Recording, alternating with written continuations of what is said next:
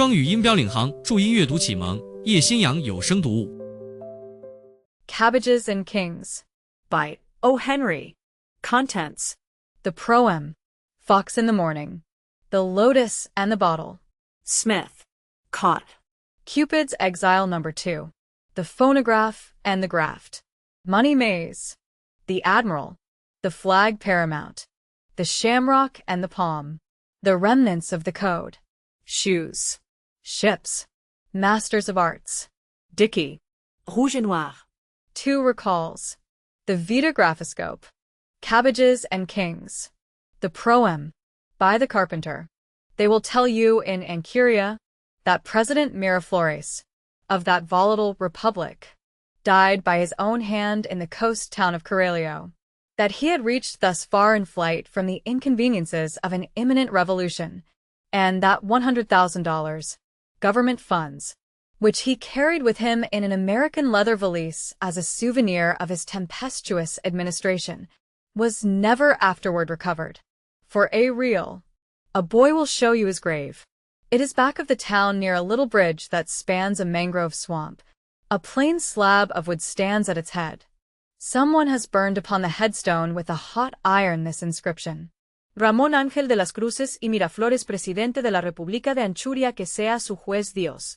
It is characteristic of this buoyant people that they pursue no man beyond the grave. Let God be his judge. Even with the 100,000 unfound, though they greatly coveted, the hue and cry went no further than that. To the stranger or the guest, the people of Corralio will relate the story of the tragic end of their former president, how he strove to escape from the country with the Publice funds, and also with Dona Isabel Gilbert, the young American opera singer, and how, being apprehended by members of the opposing political party in Corralio, he shot himself through the head rather than give up the funds, and, in consequence, the Señorita Gilbert. They will relate further that Dona Isabel, her adventurous bark of fortune shoaled by the simultaneous loss of her distinguished admirer and the souvenir 100,000, dropped anchor on this stagnant coast, awaiting a rising tide. They say, in Corralio, that she found a prompt and prosperous tide in the form of Frank Goodwin, an American resident of the town, an investor who had grown wealthy by dealing in the products of a country, a banana king, a rubber prince, a sarsaparilla, indigo and mahogany baron. The Señorita Gilbert, you will be told, married Señor Goodwin 1 month after the president's death. Thus, in the very moment when fortune had ceased to smile, wresting from her a gift greater than the prize withdrawn, of the American, Don Frank Goodwin, and of his wife the natives have nothing but good to say. Don Frank has lived among them for years, and has compelled their respect. His lady is easily queen of what social life the sober coast affords. The wife of the governor of the district, herself, who was of the proud Castilian family of Montelian y Dolorosa de los Santos y Mendez, feels honored to unfold her napkin with olive-hued, ringed hands at the table of Sonora Goodwin. Were you to refer, with your northern prejudices, to the vivacious past of Mrs. Goodwin when her audacious and gleeful abandon in light opera captured the mature president's fancy, or to her share in that statesman's downfall and malfeasance, the Latin shrug of the shoulder would be your only answer and rebuttal. What prejudices there were in Corralio concerning Sonora Goodwin seemed now to be in her favor. Whatever they had been in the past, it would seem that the story is ended, instead of begun, that the close of tragedy and the climax of a romance have covered the ground of interest. But, to the more curious reader, it shall be some slight instruction to trace the close threads that underlie the ingenious web of circumstances. The headpiece bearing the name of President Miraflores is daily scrubbed with soap bark and sand. An old half-breed Indian tends a grave with fidelity and the dawdling minuteness of inherited sloth. He chops down the weeds and ever-springing grass with his machete.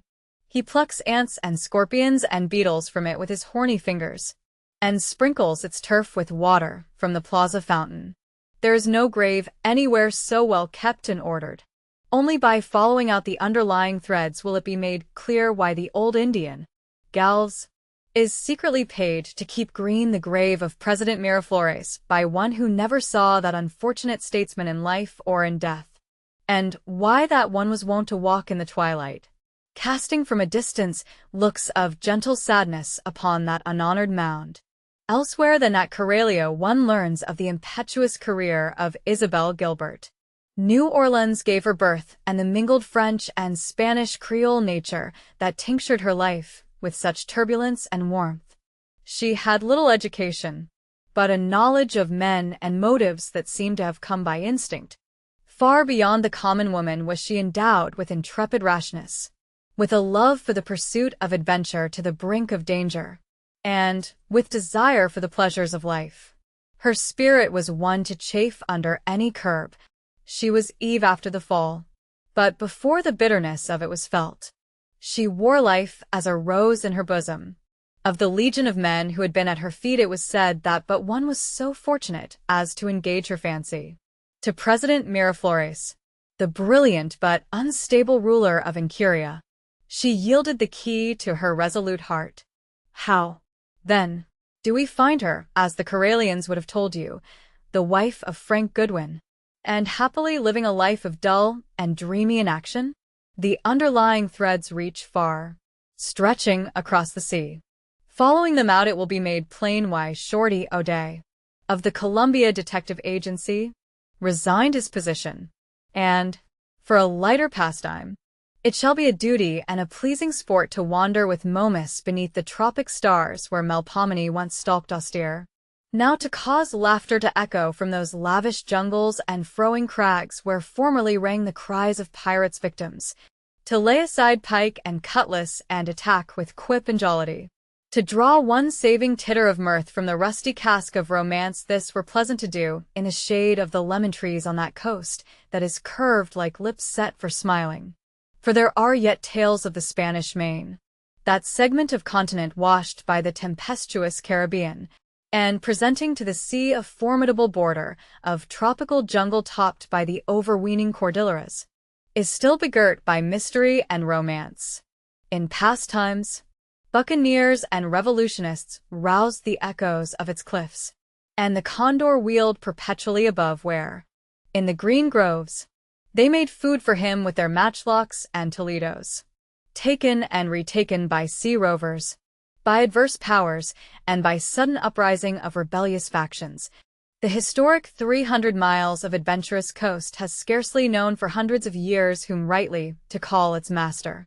Pizarro, Balboa, Sir Francis Drake, and Bolivar did what they could to make it a part of Christendom. Sir John Morgan, Lafitte, and other eminent swashbucklers bombarded and pounded it in the name of a baton. The game still goes on. The guns of the rovers are silenced, but the tintype man, the enlarged photograph brigand, the Kodaking tourist, and the scouts of the gentle brigade of fakirs have found it out, and carry on the work. The hucksters of Germany, France, and Sicily now bag in small change across their counters. Gentlemen adventurers throng the waiting rooms of its rulers with proposals for railways and concessions. The little opera-bouffe nations play at government and intrigue until some day a big, silent gunboat glides into the offing and warns them not to break their toys. And with these changes comes also the small adventurer, with empty pockets to fill, light of heart, busy-brained the modern fairy prince, bearing an alarm clock with which, more surely than by the sentimental kiss, to awaken the beautiful tropics from their century sleep. Generally, he wears a shamrock, which he matches pridefully against the extravagant palms, and it is he who had driven Melpomene to the wings, and set comedy to dancing before the footlights of the Southern Cross. So, there is a little tale to tell of many things. Perhaps to the promiscuous ear of the walrus it shall come with most avail, for in it there are indeed shoes and ships and sealing-wax and cabbage palms and presidents instead of kings. Add to these a little love and counterplotting, and scatter everywhere throughout the maze a trail of tropical dollars. Dollars warmed no more by the torrid sun than by the hot palms of the scouts of fortune. After all, here seems to be life itself. with talk enough to weary the most garrulous of walruses. I. Fox in the morning.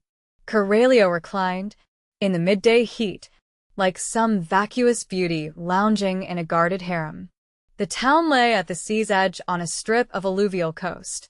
It was set like a little pearl in an emerald band. Behind it, and seeming almost to topple, imminent, above it, rose the sea-following range of the Cordilleras. In front the sea was spread, a smiling jailer, but even more incorruptible than the frowning mountains. The waves swished along the smooth beach. The parrots screamed in the orange and ceiba trees. The palms waved their limber fronds foolishly like an awkward chorus at the prima donna's cue to enter. Suddenly the town was full of excitement. A native boy dashed down a grass-grown street, shrieking, "Busca el señor Goldwyn. Ha venido un telégrafo por él." The word passed quickly. Telegrams do not come to anyone in Corelio. The cry for Señor Goodwin was taken up by a dozen officious voices. The main street running parallel to the beach became populated with those who desired to expedite the delivery of the dispatch. Knots of women with complexions varying from palest olive to deepest brown gathered at street corners and plaintively caroled, "Un telégrafo por Señor Goldwyn." The commandante, Don Señor El Coronel Encarnacion Rios, who was loyal to the inns and suspected Goodwin's devotion to the outs, hissed, "Aha!" and wrote in his secret memorandum book the accusafact that Señor Goodwin had on that momentous date received a telegram. In the midst of the hullabaloo, a man stepped to the door of a small wooden building and looked out. Above the door was a sign that read Keogh and Clancy, a nomenclature that seemed not to be indigenous to that tropical soil. The man in the door was Billy Keogh, scout of fortune and progress and latter-day rover of the Spanish Main. Tintypes and photographs were the weapons with which Keogh and Clancy were at that time assailing the hopeless shores. Outside the shop were set two large frames filled with specimens of their art and skill. Keogh leaned in the doorway, his bold and humorous countenance wearing a look of interest at the unusual influx of life and sound in the street. When the meaning of the disturbance became clear to him, he placed a hand beside his mouth and shouted, "Hey, Frank," in such a robustious voice that the feeble clamor of the natives was drowned and silenced. 50 yards away, on the seaward side of the street, stood the abode of the consul for the United States. Out from the door of this building tumbled Goodwin at the call. He had been smoking with Willard Getty, the consul, on the back porch of the consulate, which was conceded to be the coolest spot in Corelio. "Hurry up," shouted Keogh.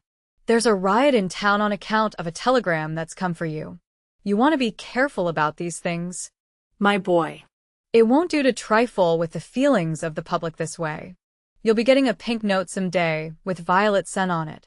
And then the country'll be steeped in the throes of a revolution." Goodwin had strolled up the street and met the boy with a message.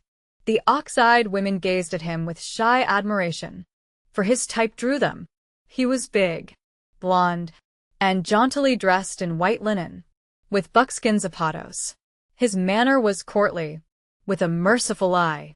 When the telegram had been delivered, and the bearer of it dismissed with a gratuity, the relieved populace returned to the contiguities of shade from which curiosity had drawn at the women to their baking in the mud ovens under the orange trees, or to the interminable combing of their long, straight hair, the men to their cigarettes and gossip in the cantinas. Goodwin sat on Keogh's doorstep. And read his telegram. It was from Bob Englehart, an American, who lived in San Mateo, the capital city of Incuria, 80 miles in the interior. Englehart was a gold miner, an ardent revolutionist and good people. That he was a man of resource and imagination was proven by the telegram he had sent. It had been his task to send a confidential message to his friend in Corelio. This could not have been accomplished in either Spanish or English, for the eye politic in Incuria was an active one. But Englehart was a diplomatist. There existed but one code upon which he might make requisition with promise of safety, the great and potent code of slang. So, here is the message that slipped, unconstrued, through the fingers of curious officials, and came to the eye of Goodwin. His nib skedaddled yesterday per jackrabbit line with all the coin in the kitty and the bundle of muslin he's spoony about. The boodle is 6 figures short. Our crowd in good shape. But we need the spondolics. You collar it. The main guy and the dry goods are headed for the briny. You to know what to do, Bob. This screed, remarkable as it was, had no mystery for Goodwin. He was the most successful of the small advance guard of speculative Americans that had invaded Incuria, and he had not reached that enviable pinnacle without having well exercised the arts of foresight and deduction. He had taken up political intrigue as a matter of business. He was acute enough to wield a certain influence among the leading schemers, and he was prosperous enough to be able to purchase the respect of the petty office holders. There was always a revolutionary party, and to it he had allied himself, for the adherents of a new administration received the rewards of their labors. There was now a liberal party seeking to overturn President Miraflores. If the wheels successfully revolved, Goodwin stood to win a concession to 30,000 manzanas of the finest coffee lands in the interior. Certain incidents in the recent career of President Miraflores had excited a shrewd suspicion in Goodwin's mind that the government was near a dissolution from another cause than that of a revolution. And now Englehart's telegram had come as a corroboration of his wisdom. The telegram, which had remained unintelligible to the Incurian linguists who had applied to it in vain their knowledge of Spanish and elemental English, conveyed a stimulating piece of news to Goodwin's understanding. It informed him that the President of the Republic had decamped from the capital city with the contents of the treasury. Furthermore, that he was accompanied in his flight by that winning adventuress Isabel Gilbert, the opera singer, whose troupe of performers had been entertained by the President at San Mateo during the past month on a scale less modest than that with which royal visitors are often content. The reference to the jackrabbit line could mean nothing else than the muleback system of transport that prevailed between Corralio and the capital. The hint that the boodle was 6 figures short made the condition of the national treasury lamentably clear. Also, it was convincingly true that the ingoing party its way now made a Pacific one would need the spondolics, unless its pledges should be fulfilled, and the spoils held for the delectation of the victors. Precarious indeed would be the position of the new government. Therefore, it was exceeding necessary to collar the main guy and recapture the sinews of war and government. Goodwin handed the message to Keogh. "Read that, Billy," he said. "It's from Bob Englehart. Can you manage the cipher?" Keogh sat in the other half of the doorway and carefully perused the telegram. "'Tis not a cipher," he said. "Finally, 'tis what they call literature. And that's a system of language put in the mouths of people that they've never been introduced to by writers of imagination. The magazines invented it. But I never knew before that President Norvin Green had stamped it with the seal of his approval. 'Tis now no longer literature, but language. The dictionaries tried, but they couldn't make it go for anything but dialect. Sure, now that the Western Union endorses it, it won't be long till a race of people will spring up that speaks it." "You're running too much to philology, Billy," said Goodwin. "Do you make out the meaning of it?" "Sure," replied the philosopher of fortune. "All languages come easy to the man who must know 'em.